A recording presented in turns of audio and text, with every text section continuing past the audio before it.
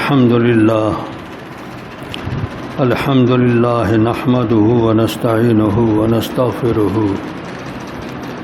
ونعوذ بالله من شرور أنفسنا من يهده الله فلا مضل له ومن يضلل فلا هادي له وأشهد أن لا إله إلا الله وأشهد أن محمدًا عبده ورسوله أما بعد فإن خير الحديث كتاب الله وخير الهدي هدي محمد صلى الله تعالى عليه وعلى آله وصحبه وسلم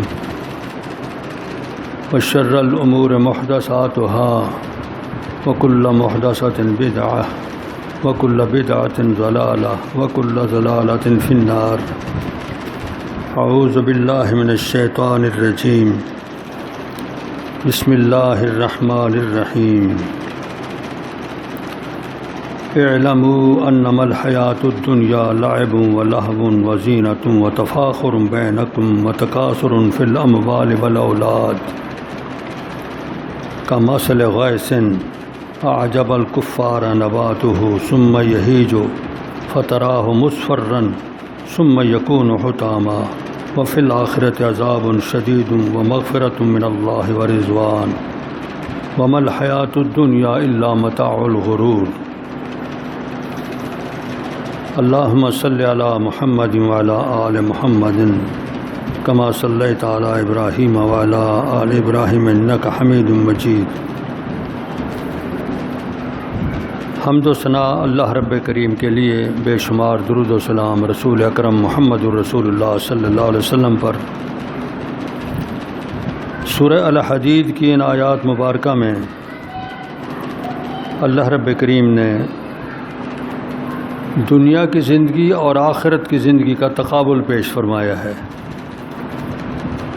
کہ دنیا کی زندگی میں بالعموم انسان کیا کرتے ہیں اور آخرت کو کیا ہوگا. بڑے اختصار کے ساتھ ان دونوں عوالم کا تذکرہ اللہ رب کریم نے کر دیا. وَاعْلَمُوا أَنَّمَا الْحَيَاةُ الدُّنْيَا لَعِبٌ وَلَهْوٌ. جان لو دنیا کی زندگی کھیل کود ہے. وزینہ اور خوبصورتیاں ہیں. وتفاخر بینکم آپس میں ایک دوسرے پر بڑھنے کا جذبہ ہے، فخر کا جذبہ ہے. وتکاثر فی الاموال والاولاد جائیدادیں بنانے میں ایک دوسرے سے بڑھنے کا جذبہ اور اولادوں کے حوالے سے ایک دوسرے سے بڑھنے کا خیال. یہ ہے دنیا کی زندگی. اس کی مثال اس طرح ہے جس طرح کہ ایک بارش ہو اور بارش کے نتیجے میں زمین پہ ہراول آ جائے، بڑی خوبصورت بن جاتی ہے زمین. اس میں پھول ہوتے ہیں، سبزہ ہوتا ہے اور بڑی خوشنما زمینی فضا اور زمینی جگہ بن جاتی ہے، بھلی لگتی ہے. لیکن کچھ وقت کے بعد وہی جگہ پھر پیلی پڑ جاتی ہے اور خشک ہو جاتی ہے اور پھر ریزہ ریزہ بن کے اڑ جاتی ہے. اس دنیا کی زندگی کی مثال اسی طرح ہے. یہ تو حیات دنیا. آخرت کیا ہے؟ وَفِي الْآخِرَةِ عَذَابٌ شَدِيدٌ وَمَغْفِرَةٌ مِّنَ اللَّهِ وَرِضْوَانٌ. آخرت میں سخت ترین سزائیں اور اللہ کی مغفرتیں اور اللہ کی رضا،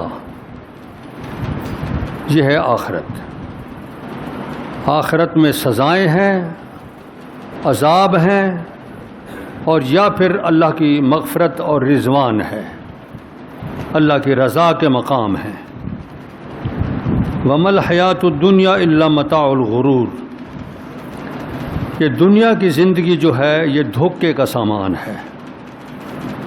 اس میں اتنا مست نہ ہو جانا کہ آخرت بھول جائے، ورنہ وہاں جو دو چیزیں ہیں نا، عذاب شدید اور رضوان، ان میں سے عذاب شدید بھگتنا پڑ جائے گا اس سے بچو۔ اس کا طریقہ کیا ہے؟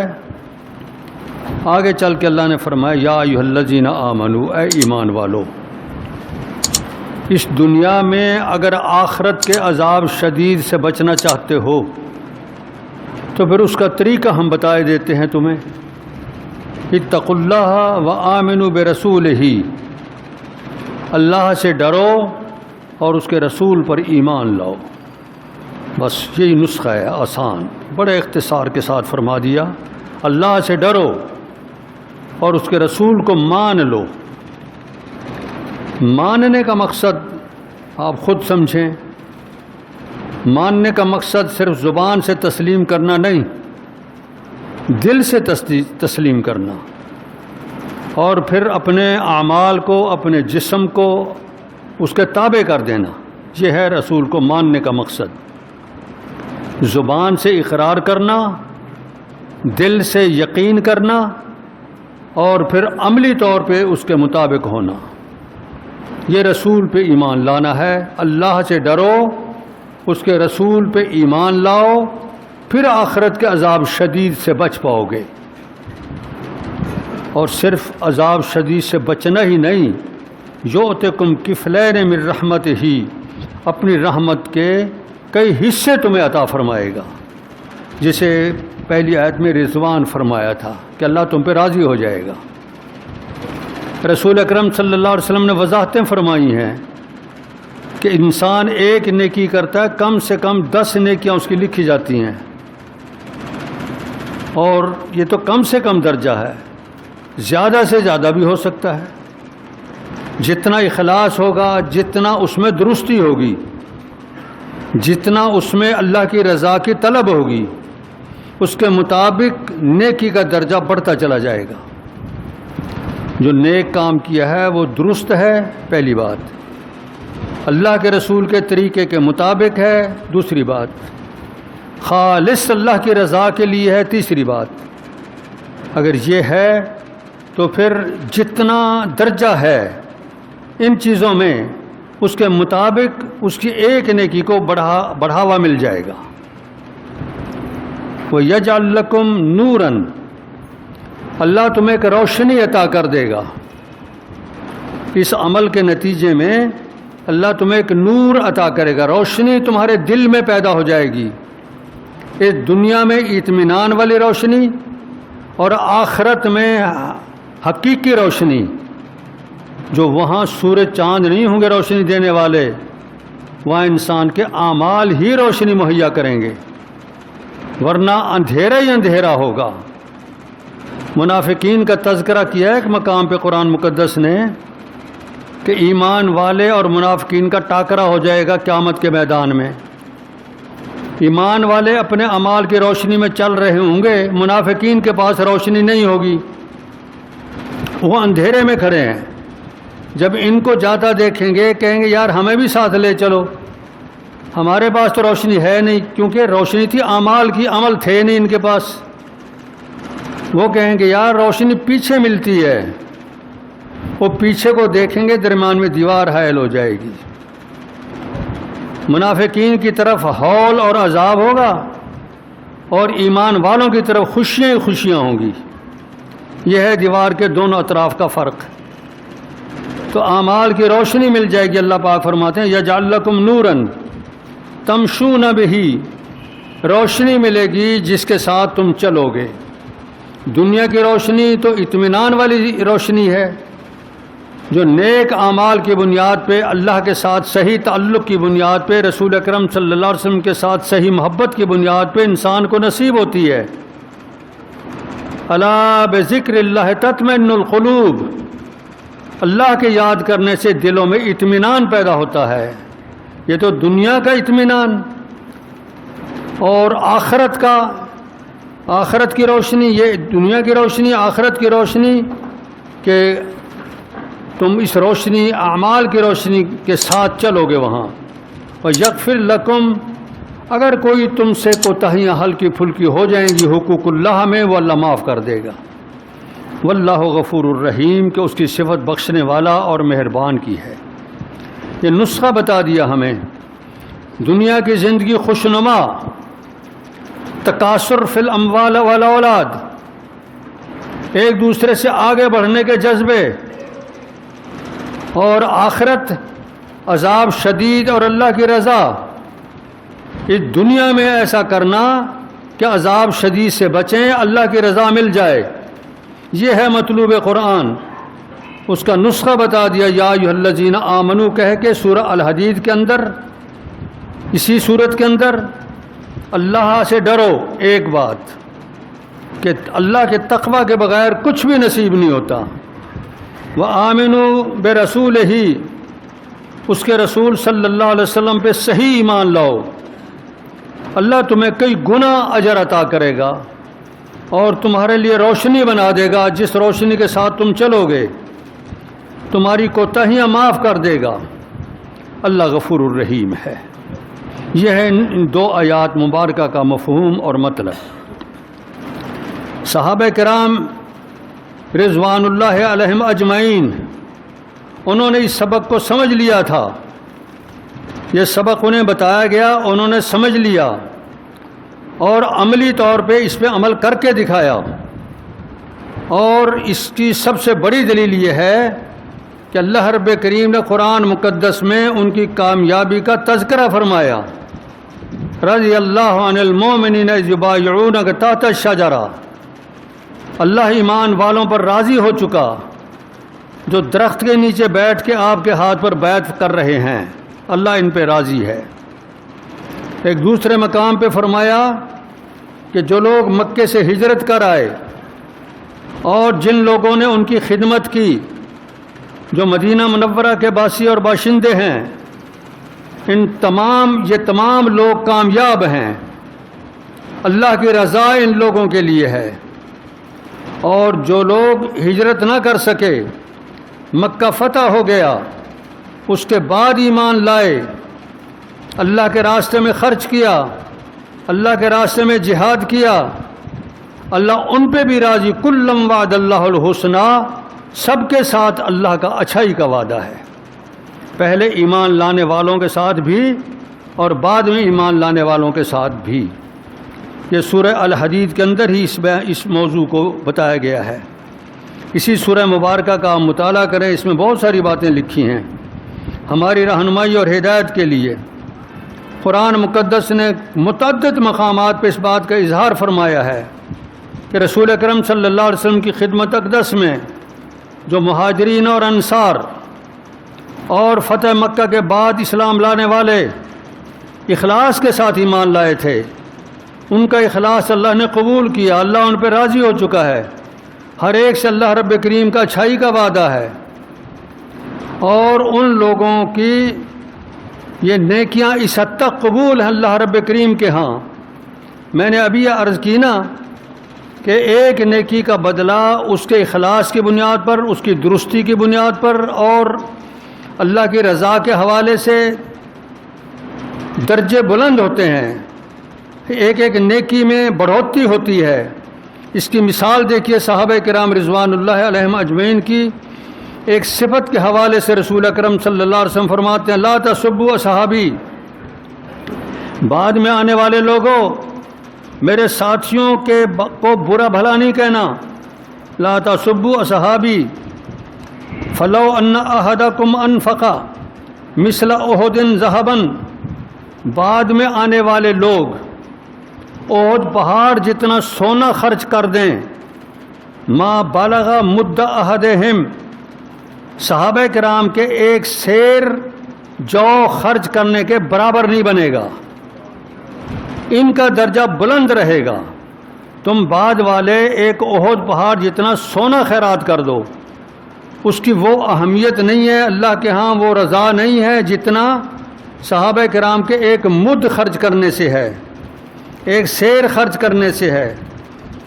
اسی لیے آپ صلی اللہ علیہ وسلم نے فرمایا، خیر امتی، یا خیر الناس سے، انسانوں میں سب سے بہتر انسان وہ ہیں جو میرے قرن کے لوگ ہیں، یعنی میرے زمانے اور میرے دور کے لوگ ہیں، جو میرے ہاتھ پر بیعت کر چکے ہیں، قرنی، ثم الذین یلونہم، پھر سب سے بہتر وہ جو ان کے بعد ہیں، پھر تمام انسانوں سے بہتر جو ان کے بعد آئیں گے، خیر الناس قرنی ثم الذین یلونہم ثم الذین یلونہم۔ رسول اکرم صلی اللہ علیہ وسلم ایک دن احد پہاڑ پہ تشریف فرما تھے، آپ کے ساتھ سیدنا ابو بکر صدیق، سیدنا عمر فاروق، سیدنا عثمان رضی اللہ عنہم تھے۔ پہاڑ جھوم اٹھا، ہلنے لگ گیا۔ رسول اکرم صلی اللہ علیہ وسلم نے اس پہ قدم مبارک لگایا اور فرمایا اسبت احد، اے احد آرام کر، ما علیک الا نبی و صدیق و شہیدان۔ تیری خوش قسمتی کے کیا کہنے، آج تیرے اوپر ایک اللہ کا عظیم رسول ہے اور ایک صدیق ہے اور 2 شہید ہیں۔ رسول اکرم صلی اللہ علیہ وسلم نبی الا نبی و صدیق سیدنا ابو بکر صدیق و شہیدان سیدنا عمر فاروق اور سیدنا عثمان رضی اللہ عنہم۔ یہ 2 شہید آپ صلی اللہ علیہ وسلم نے فرمایا تیرے اوپر موجود ہے۔ پہاڑ خاموش ہو گیا، چپ کر گیا۔ کیوں ہلا تھا؟ اس کی کئی وجوہات ہیں۔ رسول اکرم صلی اللہ علیہ وسلم کی ایک حدیث سے معلوم ہوتا ہے، آپ صلی اللہ علیہ وسلم ایک جنگ سے واپس تشریف لا رہے تھے، احد پہاڑ سامنے آپ نے دیکھا اور آپ نے صحابہ کرام کو فرمایا ان ھذا جبل یحبنا و نحبہ، یہ پہاڑ ہم سے محبت کرتا ہے اور ہم اس سے محبت کرتے ہیں۔ ھذا جبل یحبنا و نحبہ، یہ پہاڑ ہم سے محبت کرتا ہے اور ہم اس سے محبت کرتے ہیں۔ اس حب کی بنا پر وہ جھوم اٹھا تھا کہ میرے اوپر آج اللہ کے رسول تشریف فرما ہیں، صدیق ہیں اور 2 شہید ہیں۔ رسول اکرم صلی اللہ علیہ وسلم نے اسے گویا اس بات فرما دیا کہ تیرا فہم جو ہے ہمارے بارے میں درست ہے، اور اس وقت آرام سے رہے، ہل نہ، تاکہ میرے ساتھیوں کو کوئی تکلیف نہ ہو، یہ گھبرا نہ جائیں۔ وہ خاموش ہو گئے۔ رسول اکرم صلی اللہ علیہ وسلم کی یہ بات ہمیں بتاتی ہے کہ صحابہ کرام پر اللہ کی رضا تھی اور وہ اللہ کے ہاں بہت اونچے مقامات حاصل کر چکے تھے۔ بنیاد کیا تھی؟ صرف نسب نہیں، یہ کہ وہ قریشی تھے، قریشی تو اور بھی تھے۔ عمل کی بنیاد پہ، عقیدے کی درستی کی بنیاد پہ، اعلیٰ ترین کردار کی بنیاد پہ ان کو یہ مقام عظیم ملا تھا۔ ذرا دیکھتے ہیں، جہاد تھا اس وقت کفار کے ساتھ، اللہ کے دین کو بلند رکھنے کے لیے جد و جہد تھی، محنتیں تھیں، آزمائشیں تھیں، خون پیش کرنے کے جذبے تھے، اور اس میں وہ لوگ سرخرو تھے۔ بدر کے میدان میں سرخرو ہوئے، احد کے میدان میں ڈٹ گئے، اور غزوہ خندق کے موقع پہ انتہائی پریشانی کے عالم میں گھبرائے نہیں۔ اس کے بعد رسول اکرم صلی اللہ علیہ وسلم یہودیوں کے ساتھ لڑائیوں میں اپنی اس عظیم جماعت کو ساتھ لے گئے، پریشان نہیں ہوئے۔ فتح مکہ کے موقع پہ 10,000 کی تعداد میں اکٹھے ہو کے مکے پہ قبضہ کیا، اور وہاں جو مسلمان چھپے ہوئے تھے کھلم کھلا پھر مسلمان ہو گئے۔ کفر کو شکست آ گئی اور مشرکین کا زور ٹوٹ گیا۔ حنین میں پھر جنگ ہوئی، اور یہ ساری مشقات کس لیے تھیں؟ اعلاء کلمت اللہ کے لیے، تاکہ دنیا میں اللہ کا دین بلند ہو جائے، اللہ کا نام بلند ہو جائے، اس کی عظیم کتاب اور رسول اکرم صلی اللہ علیہ وسلم کی سیرت، اس کا بول بالا ہو دنیا میں، صرف اس لیے، اور اسی بنیاد پہ ان کو اعزازات ملے۔ بدر کے موقع پہ فرمائے اعملوا ما شئتم فانی قد غفرت لکم، اے بدر میں شریک ہونے والے لوگوں، تم آئندہ جو مرضی آئے کرو، میں پیشگی تمہاری کوتاہیاں معاف کر چکا ہوں۔ ان میں سیدنا عثمان بھی تھے، سیدنا عمر بھی تھے، سیدنا ابو بکر صدیق بھی تھے، سیدنا علی رضی اللہ تعالیٰ عنہ بھی تھے۔ ان میں عشرہ مبشرہ ہیں، ان میں 313 صحابہ کرام ہیں، اور حدیبیہ کے موقع پہ جب قریش نے اس وقت کے قریشیوں نے شدت کی، آپ کو مکے میں آنے سے منع کر دیا، رسول اکرم صلی اللہ علیہ وسلم نے اپنا سفیر بنا کے بھیجا سیدنا عثمان کو کہ مسلمانوں کی طرف سے سفارت کر اور انہیں بتا کہ ہم صرف عمرہ کرنے آئے ہیں۔ سفیر اپنا خالص بندہ جایا کرتا ہے۔ رسول اکرم صلی اللہ علیہ وسلم نے انتہائی قابل احترام تھے قریش کے حوالے سے اور اپنے آپ کے حوالے سے ان کو بھیجا، لیکن لوگوں نے مشہور کر دیا کہ انہیں شہید کر دیا گیا ہے۔ اس پر مسلمان بڑے پریشان ہوئے اور بڑے جوش میں آئے۔ انہوں نے کہا ہم عثمان کا خون کا بدلہ لے کے جائیں گے۔ اس پر بیعت ہوئی جسے بیعت رضوان سے تعبیر کیا گیا۔ صحابہ کرام رضوان اللہ علیہم اجمعین نے بیعت کی۔ آج بھی وہ مقام صلح حدیبیہ کا موجود ہے۔ جدہ اور مکے کے راستے پر ہی ہے پرانا راستہ جو تھا، اس کے بائیں طرف مسجد بنی ہوئی ہے، اوپر لکھا ہوا بھی ہے مسجد حدیبیہ۔ اس کے ساتھ ہی وہ میدان ہے جس میں عظماء پاک باز صحابہ کرام تشریف فرما تھے۔ وہیں کہیں درخت تھا جس کے نیچے رسول اکرم صلی اللہ علیہ وسلم نے بیعت لی تھی، جس کا تذکرہ قرآن مقدس میں موجود ہے، رضی اللہ عن المؤمنین اذ یبایعونک تحت الشجرہ۔ تو بھائیو، ان سب کے لیے اللہ نے اپنے رضا کا اعلان فرمایا۔ سب نے بیعت کی، 1400 صحابہ کرام تھے اس میں، اور امام الانبیاء سید کائنات صلی اللہ علیہ وسلم نے اپنا دائیں ہاتھ اٹھایا اور بائیں ہاتھ کی طرف اشارہ کیا کہ ھذہ ید عثمان، یہ عثمان کا ہاتھ ہے، وہ یہاں موجود نہیں، میں اس کی طرف سے بیعت کر رہا ہوں۔ نبوت کے لطیف ذوق نے یہ بابر کرایا کہ اس بیعت کی بنیاد پہ بہت بڑا اعزاز ملنے والا ہے مسلمانوں کو۔ عثمان کیوں اس سے بہر رہ جائے، اور ان سب میں سب سے بہتر پوزیشن عثمان کی بنا دی گئی کہ اللہ کے رسول صلی اللہ علیہ وسلم نے ان کی طرف سے بیعت فرمائی۔ ھذہ ید عثمان، یہ عثمان کا ہاتھ ہے، میں اس کی طرف سے بیعت کر رہا ہوں۔ تم اپنی طرف سے بیعت کر رہے ہو، میں عثمان کی طرف سے بیعت کر رہا ہوں۔ یہ بیعت ہے سیدنا عثمان رضی اللہ تعالیٰ عنہ کی۔ یہ اس بنیاد پہ ان کو یہ اعزازات ملے کہ اللہ کے دین میں، جہاد میں وہ اعلیٰ ترین مقام حاصل کر رہے تھے۔ پھر جس حد تک ہے انفاق اموال، اپنی جائیدادوں کو قربان کرنا اور خرچ کرنا، عام صحابہ کرام کے روش بتاؤں تو وقت زیادہ لگے گا، سیدنا عثمان کے حوالے سے ہی بتاتا چلوں۔ 3 موقع ایسے آتے ہیں جہاں مسلمانوں کو پیسے کی سخت ترین ضرورت پیش آ گئی۔ جنگ تبوک کے موقع پہ سفر دور کا تھا، دشمن لاکھوں کی تعداد میں اکٹھا ہو چکا تھا، مسلمانوں کے پاس ساز و سامان نہیں ہے۔ سیدنا عثمان رضی اللہ تعالیٰ عنہ جس دن ہجرت کر کے آئے تھے مکے سے، مکے میں ان کی بہت بڑی تجارت تھی، ان کے والد صاحب بھی بہت بڑے امیر کبار تجار میں ان کا شمار ہوتا تھا، بہت جائیداد کے مالک تھے۔ ان کو جب مکے سے نکلنا پڑا تو جائیداد اپنی سونا چاندی ہاتھ میں آ گئی اور وہ ساتھ لے آئے، جس بنیاد پہ وہ عثمان غنی کہلائے اور یہاں بھی آ کے تجارت شروع کر دی۔ جس وقت تبوک کے موقع پہ رسول اکرم صلی اللہ علیہ وسلم نے فرمایا من یجہز جیش العسرا، یہ لشکر بڑا تنگی کا لشکر ہے، کون ہے جو اس کے لیے ساز و سامان اکٹھی کر کے دیتا ہے؟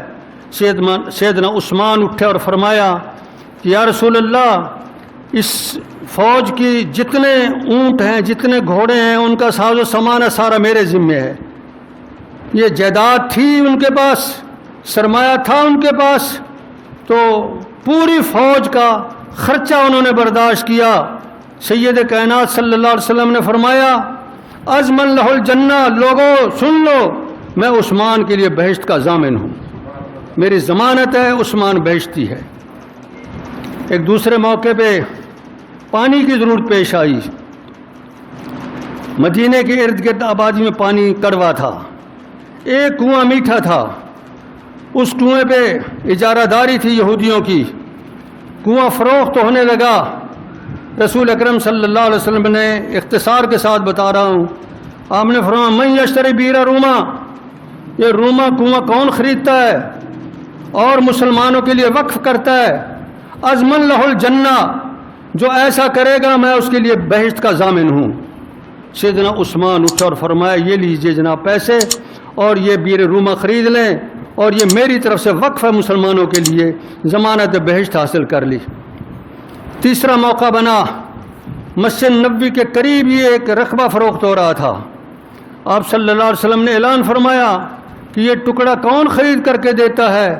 ازمن لہ الجنہ، قیامت تک اس جگہ اللہ کی عبادت ہوتی رہے گی، میں اس کے لیے بہشت کا ضامن ہوں۔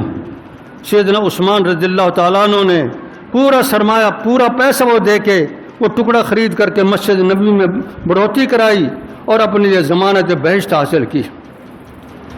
3 موقع ایسے ہیں جن میں صریح لفظ رسول اکرم صلی اللہ علیہ وسلم کے لیے فرمایا ازمن لہ الجنہ، میں اس کے لیے بہشت کا ضامن ہوں۔ تینوں میں آپ کو متوجہ اس طرف کروں گا کون سی نیکیوں کے پاداش میں ان کو یہ اعزاز ملا تھا۔ اللہ کے دین کے بلند کرنے کے لیے فی سبیل اللہ اس مہم میں لوگوں کے منہ تک پانی پہنچانے کی مہم میں اور اللہ کی عبادت کے لیے مسجد کے اضافے میں، یہ تینوں مواقع آپ کو نصیب ہیں، آپ ساتھیوں کو نصیب ہیں۔ اعلیٰ کلمت اللہ کے لیے آپ کے پاس دینی ادارہ موجود ہے، اس کی سرپرستی فرمائیں آپ۔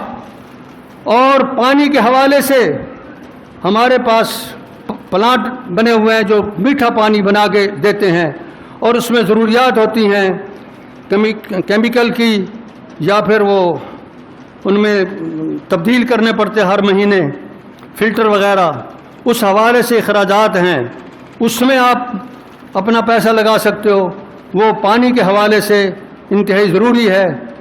عام رفاہ عامہ کے لیے لوگوں کے لیے وقف کیا ہوا ہے، چلتا ہے، اس میں کچھ تنگیاں ہیں، اس کے لیے آپ اپنی طرف سے کوشش کریں۔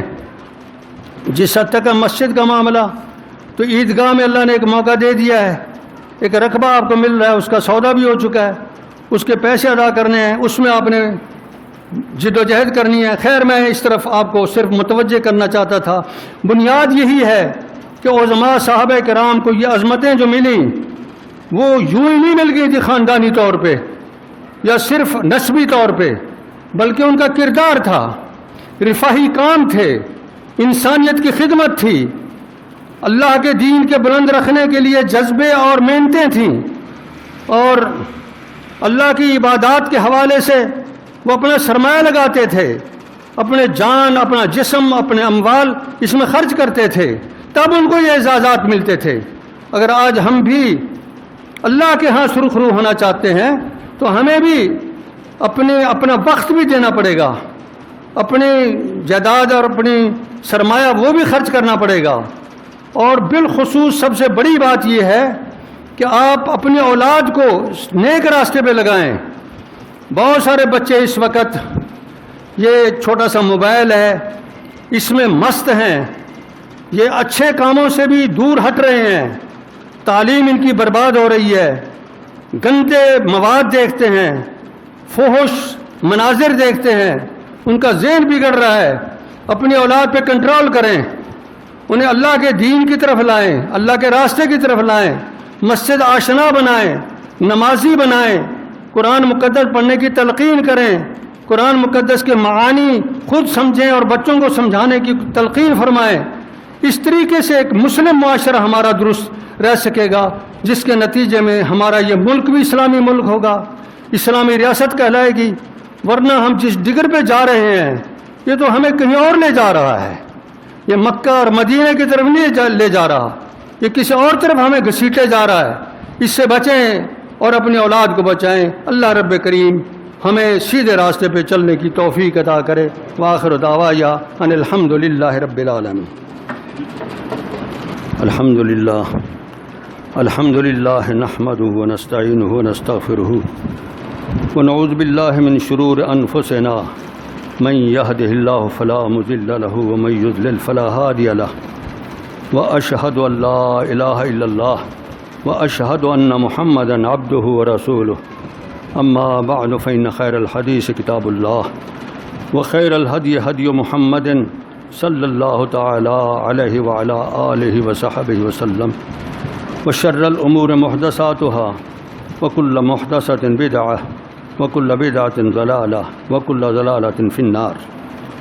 محترم ساتھیو، ایک تو آپ یہ اعلان سن لیں کہ کل ہفتے کے دن انشاءاللہ یہاں لائبریری میں ایک اجلاس ہے جماعتی ساتھیوں کا، مقامی جماعتیوں کا، جس میں 11 محرم کے جلسے کے حوالے سے اور دیگر تبلیغی مواقع کے حوالے سے آپ ہمیں مشورے دیں گے اور فیصلہ کریں گے کل ہفتے کے دن۔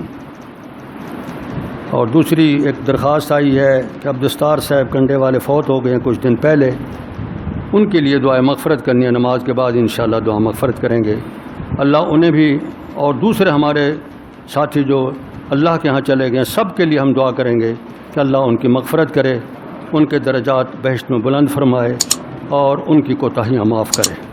اعوذ باللہ من الشیطان الرجیم، ان اللہ وملائکتہ یصلون علی النبی یا ایھا الذین آمنوا صلوا علیہ وسلموا تسلیما۔